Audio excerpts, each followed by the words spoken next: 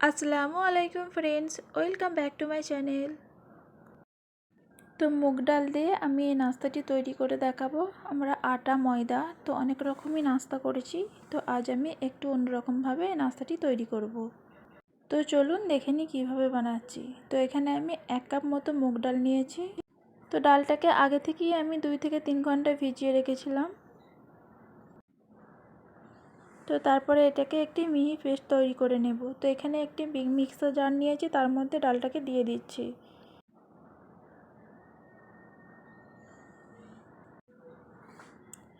তো এখানে আমি অল্প পরিমাণে পানি দিয়ে পেস্ট তৈরি করে নেব। তো এই পেস্টটা আপনারা যতটা কম পানি দিয়ে তৈরি করতে পারবেন ততটাই কিন্তু ভালো হবে। তো এখানে দেখুন পেস্টটা হয়ে গেছে, একটা বাটির মধ্যে ঢেলে নিচ্ছি। সাথে দিয়ে দিচ্ছি হাফ চা চামচ মতো লবণ, লঙ্কা পাউডার, চিলি ফ্লেক্স, দিয়ে দিচ্ছি কালো জিরে, সাথে দিয়ে দিলাম জোয়ান, আর এখানে দিয়ে দিচ্ছি কিছুটা পরিমাণে কাসুরি মেথি, আর সাথে দিয়ে দিচ্ছি এখানে 2 চা চামচ মতো রান্নার তেল। তো দেবার পরে এখানে আমি মিশিয়ে নেব।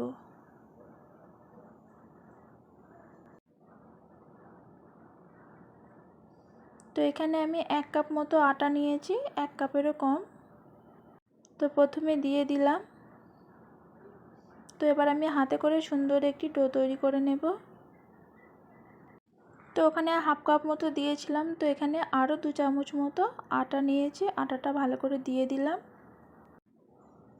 তো এখানে আমি দেখুন সুন্দর একটি ডো তৈরি করে নেব।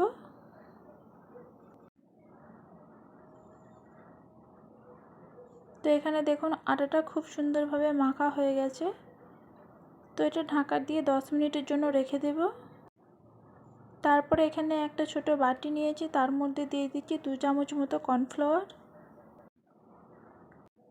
আর সাথে দিয়ে দিলাম 1 চা চামচ মতো সাদা তেল।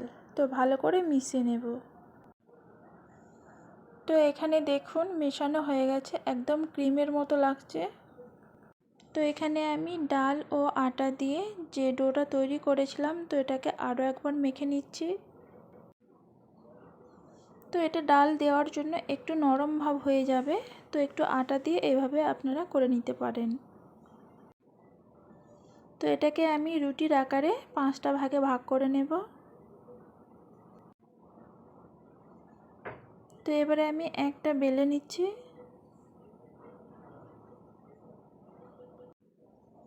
তো এটা আমি রুটির মতো করেই বেলে নেব। আর যতটা পাতলা করতে পারবেন ততটা পাতলা করে বেলে নেবেন।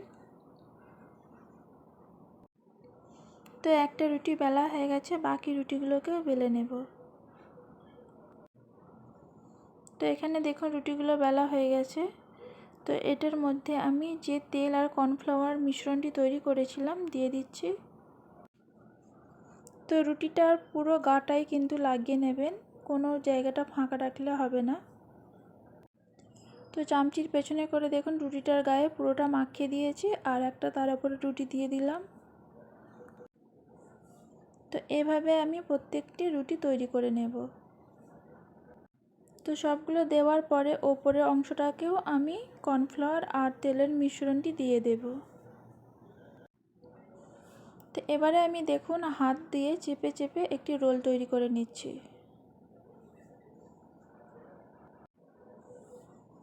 তো এটা যেহেতু ডাল দিয়ে তৈরি করেছি, অনেকটা নরম,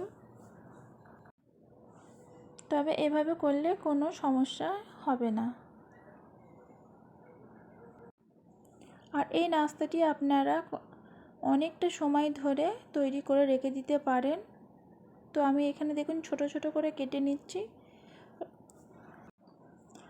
লুচির থেকেও অনেকটা ছোট করে নিয়েছি। তো এবারে এটাকে বেলে নেব লুচির আকারে। আপনারা চাইলে আর একটু ছোট করে নিতেও পারেন। তো বেশ কিছুটা পরিমাণে তেল দিয়ে গরম করে নিয়েছি। তো এখানে আমি নাস্তাগুলো ভেজে নেব। তো এই নাস্তাগুলো দেখুন লেয়ারগুলো কতটা বোঝা যাচ্ছে। একবার মুগ ডালের এই নাস্তাটি বানিয়ে দেখবেন, খেতে কিন্তু দারুণ হয়েছিল। এটা চায়ের সাথে বা এমনি বিকেলে যে কোনো সময়ে আপনারা খেতে পারেন, আর এটা অনেকটা সময় সংরক্ষণ করেও রাখতে পারবেন।